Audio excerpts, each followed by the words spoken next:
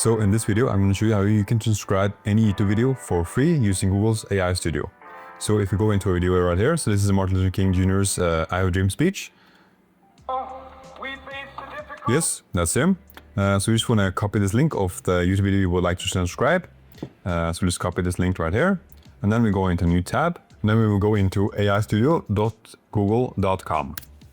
And for this, you will require a Google account. It needs to be verified with a phone number. And I think you need to also be above the age of 18. And this we can use for free. And if you go into pricing structure right here, you can see that in Gemini, there is a free tier. So for our purposes, we won't hit above the limit of this free tier. So here we go into our create new prompt. We click this section, and then we go into the plus icon right here. And here you see we can add a YouTube video link. This is a new feature to our AI Studio prompt. So we're going to add this, and then we're going to add this link right here.